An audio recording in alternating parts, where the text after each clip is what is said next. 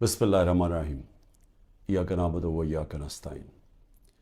میرے پاکستانیوں، جو ہمارے لیے سب سے تشویشناک چیز ہم سب کے لیے ہے وہ کیا ہے؟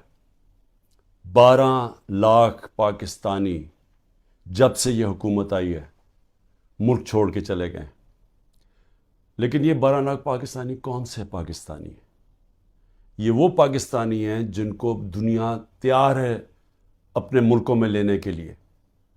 یورپ، امریکہ، کینیڈا، یہ اس طرح کے ملک یہ تیار ہیں ان کو لینے کے لیے، کیونکہ پروفیشنلز ہیں۔ یہ وہ لوگ ہیں جن کی ڈیمانڈ ہے دنیا سے باہر، یہ کہیں بھی جا سکتے ہیں۔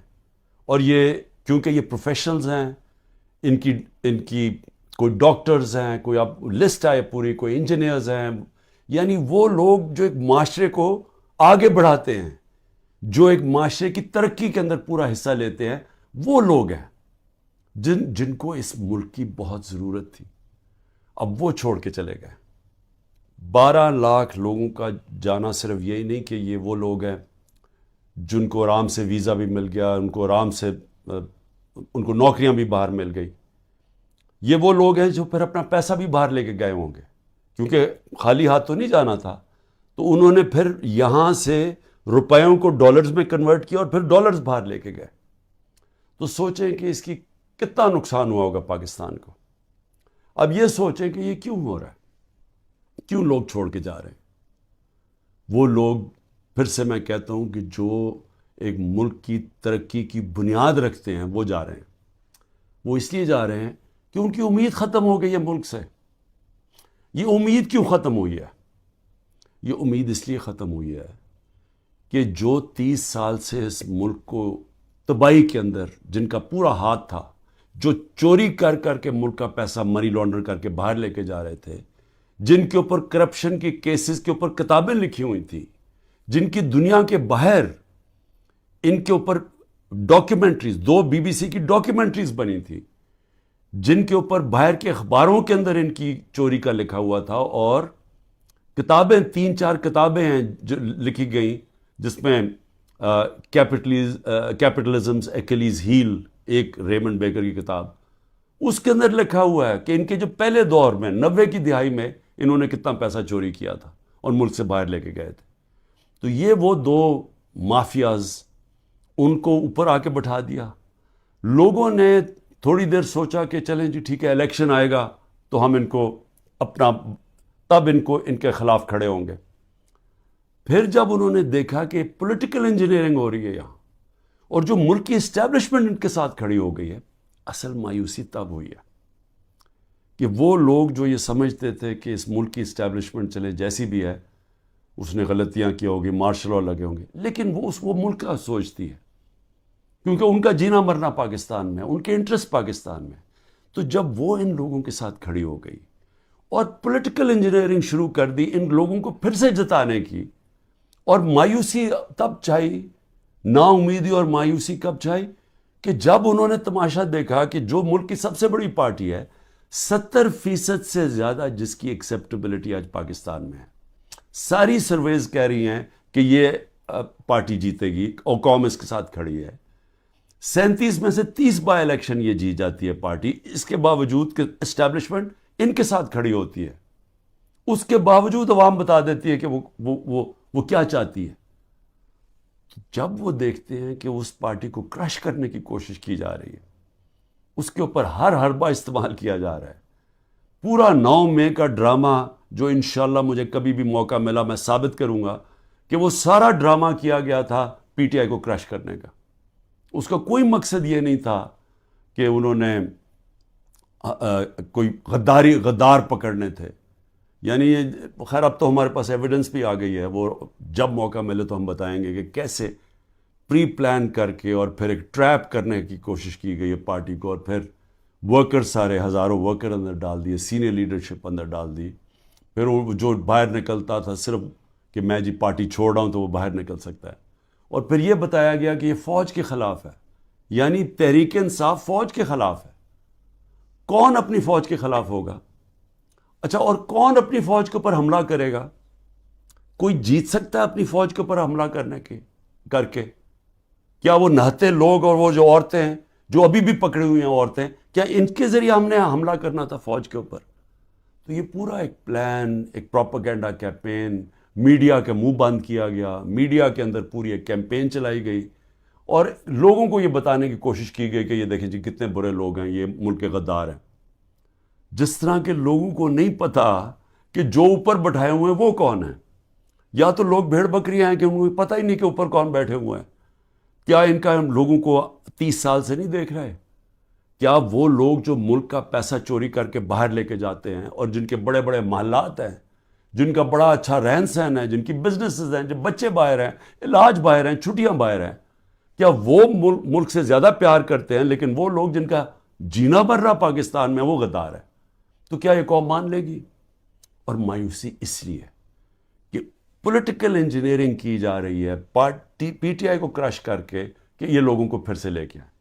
اور پھر یہ جو نئے کوششیں ہو رہی ہیں کہ جی نئی پارٹیز بنائی جا رہی ہیں اور پی ٹی آئی کے لوگوں کو ادھر دھکیلا جا رہا ہے، کیونکہ انہیں یہ پتہ ہے کہ پی ٹی آئی کے لوگوں نے ان دونوں پارٹیز کو تو پاس جانا نہیں، کیونکہ سب کو پتہ ہے ان کا ووٹ بینک ہی نہیں ہے. تو پھر پی ٹی آئی کا کوئی جی یہ جو آج نئی بھی پارٹی بنی ہے اور پھر اس سے پہلے بھی کہ پی ٹی آئی لوگوں کو وہاں دھکیلا جائے. اب میں صرف مجھے حیرت ہوتی ہے کہ جو بھی یہ پلاننگ کر رہے ہیں، جو بھی یہ سوچ ہے اس کے پیچھے، کوئی ان کو تو کوئی ان کا احتساب ہوگا کہ یہ کر کیا رہے ہیں ملک کے ساتھ؟ کیا ان میں عقل ہے، سیاست کی سمجھ ہے، کیا ملک کی تاریخ کی سمجھ ہے، کیا ان کے پاس تعلیم ہے؟ تربیت تو مجھے پتہ نہیں ہے، کیونکہ جن کے پاس تربیت ہو وہ یہ نہ کریں جو حربے استعمال کیے جا رہے ہیں. لوگوں کے گھر توڑے جا رہے ہیں، بچوں کا نہ دیکھتے ہیں، نہ بوڑھوں کا دیکھتے ہیں، بزرگوں کا نہیں دیکھتے، عورتوں کا نہیں دیکھتے، بزنسز بند کر رہے ہیں، ہر قسم کی بلیک میل کی جا رہی ہے جو پاکستان کی تاریخ میں کوئی تصور بھی نہیں کر سکتا یہ ہو سکتا ہے. کسی پاکستان کی پولیٹیکل پارٹی کے ساتھ آج تک وہ نہیں ہوا جو آج ہمارے ساتھ کیا جا رہا ہے. اور ان لوگوں کو دھکیلا جا رہا ہے بلیک میل کر کے کہ وہ اس پارٹی میں چلے جاؤ اور اس پارٹی میں چلے جاؤ. اور لوگوں کی شکلیں دیکھیں جو جا رہے ہیں ان پارٹیز میں، وہ ایسے لگ رہا ہے کہ جیسے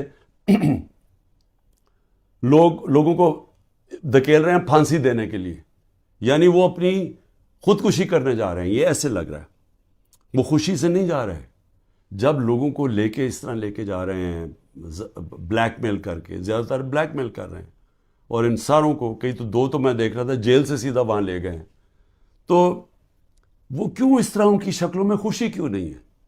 کیونکہ ان کو پتہ ہے کہ ان کی سیاسی موت ہے. ان کو پتہ ہے کہ پبلک نے ان کو ووٹ نہیں کرنا. اور اگر کسی کو شک ہے تو یہ انشاءاللہ جب بھی، اب تو الیکشن لگ رہا ہے کہ انشاءاللہ ہو ہی جائیں گے، وہ جب بھی الیکشن ہوں گے تو آپ کو نظر آ جائے گا کہ لوگوں نے ووٹ کس کو ڈالنی. لیکن میں تو وہ سوچ رہا ہوں کہ کیا لوگوں کو جو یہ کر رہے ہیں پیچھے بیٹھ کے، جو برینز بیٹھی ہوئی ہیں، کیا ان کو سمجھ نہیں آ رہی کہ گراؤنڈ کے اوپر سچویشن ہے کیا آج پاکستان میں؟ کیا ان کو یہ نہیں پتا کہ یہ پہلی دفعہ 1970 کے بعد پاکستان میں یہ ماحول بنا ہے کہ نظریہ، پہلی دفعہ نظریاتی پالیٹکس ہو رہی ہے. ووٹر نے نظریے کے اوپر ووٹ ڈال لی ہیں، شخصیتیں ختم ہی ہو گئی ہیں. آپ جو مرضی کر لیں کہ جتنے جو 1970 میں کیا ہوا تھا، بڑے بڑے نام تھے، ایسے نام تھے کہ انہوں نے کہا ہمیں کیمپین کرنے کی ضرورت نہیں ہے 1970 میں. تو ایک دم نظریہ ویسٹ پاکستان میں آیا اور 84 سیٹیں جیت گیا 137 میں سے ذوالفقار علی بھٹو. لیکن اس سے بڑا جو سیلاب آیا وہ اس پاکستان میں آیا. میرے خیال میں 168 میں سے 162 سیٹیں جیت گیا مجیب الرحمان. اور وہ کیا چاہ رہا تھا؟ انصاف چاہ رہا تھا. وہ بھی حقیقی آزادی کی بات کر رہا تھا. وہ بھی یہ کہہ رہا تھا کہ ہمیں جو ہمارا حق ہے وہ نہیں مل رہا، ہم آزاد نہیں ہیں. جو کہ آج یہ 27 سال سے تحریک انصاف کہہ رہی ہے، انصاف کی تحریک، کہ انصاف انسانوں کو آزاد کرتا ہے. تو وہ بھی یہی کہہ رہا تھا. وہ اس وقت پاکستان سے علیحدہ نہیں ہونا چاہتا تھا. اس کے آپ پڑھ لیں 6 پوائنٹس، وہ صرف انصاف چاہ رہے تھے. اور جو ہوا اس کے بعد وہ یہی ہوا کہ مس ریڈ کیا گیا، مس کیلکولیشن ہوئی، صحیح معنی میں جائزہ نہیں لے سکے ایک سچویشن کا، سیاسی سچویشن کا، اور ملک ٹوٹ گیا. آج پھر وہی ہو رہا ہے یہ جو بنائے جا رہے ہیں لوگوں کو، اور یہ جو پارٹیز بنائی جا رہی ہیں، اور یہ جو لوگوں کو دھکیلا جا رہا ہے، اور جو ہمارے لوگوں کو توڑا جا رہا ہے، تو یہ کیا یہ سمجھ نہیں آ رہی کہ گراؤنڈ کے اوپر سچویشن وہ 1970 والا ہے؟ نظریہ کی پالیٹکس آ گئی ہے پاکستان میں. کیا یہ بائی الیکشن پہ نہیں نظر آیا کہ قوم نے کیسے لوگ نکلے ہیں، اور پہلی دفعہ sitting government back by the establishment وہ ہار جاتی ہے؟ تو ادھر نہیں اندازہ ہوا کہ کس طرف قوم جا رہی ہے، وہ اس سے اور زیادہ آگے نکل گئی ہے. میرا یہ تجزیہ ہے. وہ آدمی جس نے زیرو سے پالیٹکس شروع کی، زیرو سے، کوئی میرے باپ دادا کوئی پالیٹکس میں نہیں تھا، میں نے زیرو سے ایک پارٹی بنائی، اور آہستہ آہستہ آہستہ کوئی شارٹ کٹ نہیں لیا. حالانکہ مجھے جنرل مشرف نے آفر بھی بڑی آفر کی تھی جب میں اپنی ایک ہی سیٹ جیتا تھا کہ ان کے ساتھ مل جاؤ. کوئی شارٹ کٹ نہیں لیا، بڑا لمبا راستہ لیتے لیتے پارٹی بنائی، اور وہ پارٹی بنتی بنتی پاکستان کی سب سے بڑی پارٹی بن گئی. تو مجھے تو سب سے زیادہ اندازہ ہے جو کسی کو نہیں ہے پاکستان میں، کسی کا وہ تجربہ ہے ہی نہیں جو میرا ہے، کیونکہ یہاں تو ساری بنی بنائی پارٹیز کا حصہ تھا، یا کسی کا باپ تھا، یا کچھ تھا، یا نانا تھا، یا ماں تھی پالیٹکس میں، یا کوئی لیڈر تھے. یہ تو اس طرح بنے، یا وہ جنرل ضیاء نے اور جنرل جیلانی نے شفقت کر دی بہت بڑی ایک بزنس مین کے اوپر، اور وہ پولیٹیشین بن گیا، اور اب اس کے بچے تیار ہو گئے ہیں سارے. لیکن انہوں نے کوئی خود تو پارٹی نہیں بنائی، انہوں نے خود تو زیرو سے کوئی پارٹی نہیں بنائی. تو میں آج آپ کو کہہ رہا ہوں کہ عوام جدھر کھڑی ہے، یہ جو بھی حرکتیں کر رہے ہیں، اس سے صرف نفرتیں بڑھ رہی ہیں. اس سے کوئی الیکشن کے اوپر جو بھی کیلکولیشن ہے یہ غلط ہونے والی ہے. یہ جیسی جب الیکشن اناؤنس ہوں گے، پلان بنا ہوا ہے عمران خان کو ڈسکوالیفائی کرنا، بڑی تیزی سے کیسز آگے بڑھائے جا رہے ہیں، اور بڑی کسی تیزی سے کہ کسی نہ کسی طرح اس کو ڈسکوالیفائی کرو اور یا اس کو جیل میں ڈالو. اور وہ میں تیار ہوں اس کے لیے. مجھے پتہ ہے کہ میں نے اپنی ساری پارٹی کو بتا دیا کہ یہ اگلے ہفتے سے پوری تیاری کر لو کہ میں آپ کے ساتھ نہیں ہوں گا، تو اس کی بھی میں تیاری کر رہا ہوں. لیکن میں کچھ اور کہہ رہا ہوں، کیا اس سے یہ پولیٹیکل انجینئرنگ کامیاب ہو جائے گی؟ میرے خیال میں اتنا زیادہ دھاندلی کرنی پڑے گی کہ سارا الیکشن کا پروسیس ہی ختم، ڈسکریڈٹ ہو جائے گا. جس طرح وہ سندھ میں الیکشن کرواتا ہے وہ زرداری، وہ الیکشن تو ہوتا ہی نہیں ہے، پولیس پوری پکڑ کے لوگوں کو اندر ڈال رہی ہے. باقی جو یا پیسے دے کے خرید لو اور یا پھر جیل میں ڈال دو، اور اس کے بعد الیکشن کروا دو. یہ تو الیکشن نہیں ہے، یہ تو جو لوکل گورنمنٹ الیکشن یا بائی الیکشنز میں، تو جو اصل الیکشن ہے پاکستان کا، اور 25 کروڑ لوگوں کا الیکشن ہے، اگر یہ الیکشن ٹھیک نہ کروایا گیا، اس کے اپنے اثرات ہیں. وہ اور ڈی سٹیبلائز کرے گا. اس ملک کے اندر سیاسی استحکام آئے گا ہی نہیں، اور جب تک وہ نہیں آئے گا تو میں بار بار کہتا ہوں تو معاشی استحکام نہیں آ سکتا. تو ہم تو اور ڈوبتے جائیں گے، جو قرضوں کے اندر ہم ڈوبتے جا رہے ہیں. آمدنی سکڑتی جا رہی ہے، قرضے بڑھتے جا رہے ہیں، قیمتیں بڑھتی جا رہی ہیں، لوگ غربت کی لکیر سے نیچے جا رہے ہیں، بے روزگاری بڑھتی جا رہی ہے. تو ہم تو اس طرف جا رہے ہیں. تو وہ تو تب ہی ٹھیک ہوگا جو کہ صرف صاف اور شفاف الیکشن سے ملک بچ سکتا ہے. لیکن اسٹیبلشمنٹ دوسری طرف لے کے جا رہی ہے. چھوٹی چھوٹی پاکستان میں پارٹیز چھوٹی چھوٹی لے آئیں. پلان تو یہ ہے کہ وہ ہر کسی کو تھوڑی سیٹیں دلوا دیں، وہ سارے اوپر، اور اوپر سے پھر اسٹیبلشمنٹ کنٹرول کرے گی پاکستان کو. تو اس سے تو ملک ٹھیک نہیں ہونے لگا. جو ملک کی ضرورت ہے وہ اس کی اپوزٹ ہے، وہ بالکل متبادل ہے اس کے. اور وہ کیا ہے کہ صاف اور شفاف الیکشن ہو، ایک پبلک مینڈیٹ سے پارٹی آئے پاور پہ، اور وہ پھر رول آف لا قائم کرے. دیکھیں جو لوگ چھوڑ کے جا رہے ہیں وہ جنگل کے قانون سے بھاگ رہے ہیں. تو جب وہ دیکھتے ہیں کسی کے گھر میں بھی توڑ کے گھس جاؤ، بیوی بچوں کو پکڑ لو، رشتہ داروں کو پکڑ لو، بزنسز بند کر دو، تو خوف آ رہا ہے لوگوں کو. پہلے تو کبھی ایسے سنتے ہی نہیں تھے، نہیں تو بیچارے غریب لوگوں سے ایسے ہوتا تھا نا. یہ میں اپنی پارٹی کو پہلی دفعہ میں اپنی پارٹی کو کہتا ہوں، جو ہمارے سے ہو رہا ہے یا کمزور سے ہمیشہ ہوتا رہا پاکستان میں جب طاقتور کے سامنے کھڑا ہوتا ہے. اور اسی لیے ملک آگے نہیں بڑھ سکتا، کیونکہ اس ملک کے اندر انصاف ہی نہیں ہے. تو یہ تو انصاف کی ساری حدیں ہی توڑ دی ہیں. یہ تو وہ نظام آ گیا جو کہ ہم کوئی تصور ہی نہیں کر سکتا تھا کہ پاکستان یا دنیا کی کسی جمہوریت میں آئے. تو جب اس طرح کے حالات ہیں تو لوگوں کی نا امیدی تو بڑھنی ہے, مایوسی تو بڑھنی ہے, لوگوں نے تو جانا ہے چھوڑ کے. اس لیے میں آخر میں یہ کہنا چاہتا ہوں کہ یہ جو ایکسپیریمنٹس کر رہے ہیں یہ پہلے فیل ہو چکے ہیں, اور اس ملک کے اندر جو 90 کی دہائی کی سیاست تھی وہ ختم ہو چکی ہے. جو جنرل مشرف نے کاف لیگ بنائی تھی وہ دن چلے گئے ہیں. یہ دوسرا دور آ گیا, اور اس دور کے اندر سب سے ایک ہی راستہ ہے کہ صاف اور شفاف الیکشن کروائیں اور اس ملک کے اندر اسٹیبلٹی لے کے آئیں, ایک سیاسی استحکام آئے, اور اس کے بعد پھر معیشت کو ٹھیک کریں اور ملک کے اندر وہ ریفارمز کریں. اس ریفارمز کے بغیر پاکستان اس دلدل سے اب نہیں نکل سکتا. پاکستان کو سرجری چاہیے.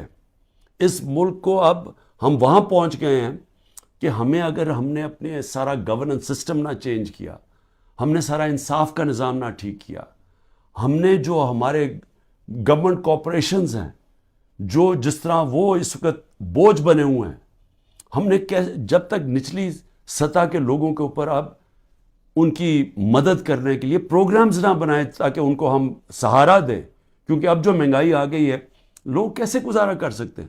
اور جو ہم نے ہیلتھ کارڈ لے کے آئے تھے, سوچیں کہ پہلے ہی گزارا نہیں ہو رہا, تو اگر بیماری ہوگی گھر میں تو اگر آپ ہیلتھ کارڈ ہی لے جائیں گے, ہیلتھ انشورنس, وہ کیسے گزارا کریں گے. تو کیسے ہم نے نچلی سطح کے لوگوں کو اب پروٹیکٹ کرنا ہے, ان کو کیسے, ان کو ہم نے معاشی طور پہ ان کی حفاظت کرنی ہے ٹارگیٹڈ سبسڈی سے, کیسے ہم نے اپنے ملک کے اندر ڈالر کی انٹیک بڑھانی ہے, وہ کون کون سے قدم ہیں, کیسے ہم نے خرچے کم کرنے ہیں, کیسے ہم نے اپنا گورننس سسٹم ایسا کرنا ہے کہ باہر سے انویسٹر پاکستان آ سکیں, کیسے ان کو اعتماد دینا ہے اپنے رول آف لا پہ کہ ہمارے یہاں اس ملک کے اندر آپ اگر اپنی سرمایہ کاری کریں گے تو ہم اس کی حفاظت, ہمارا قانون اس کی حفاظت کرے گا, لیول پلینگ فیلڈ دے گا, وہ کنڈیشنز دے گا کہ جب اب مثلا چائنا سے جب انڈسٹری ہم چاہتے تھے کہ پاکستان آئے, تو میری جب پریمیئر لی سے ان کی بات ہوئی تو انہوں نے مجھے کیا کہا, انہوں نے کہا دیکھیں مسئلہ یہ ہے کہ پاکستان میں ہمارے سارے انڈسٹریز کہتے ہیں کہ ٹائم بہت لگتا ہے, یہاں کام ہی نہیں ہوتا آپ کی, بڑا سلو ہے آپ کا سسٹم. جبکہ وہ ویتنام جاتے ہیں, اور وہ بنگلہ دیش کی بھی بات کر رہا تھا کہ وہاں بڑی جلدی ان کا کام ہو جاتا ہے انویسٹر کے لیے. تو ایک انویسٹر کے پاس ٹائم نہیں ہوتا. تو یہ ہمیں ساری اصلاحات کرنی پڑیں گی, اور اس کے لیے سب سے بڑی ضرورت ہے کہ صاف اور شفاف الیکشن سے ایک مضبوط, ایک سٹیبل حکومت آئے. سٹیبلٹی اب صرف ایک طرح ہی آئے گی, صاف اور شفاف الیکشن, اور یہ پولیٹیکل انجینئرنگ کو مسترد کیا جائے. پاکستان زندہ باد.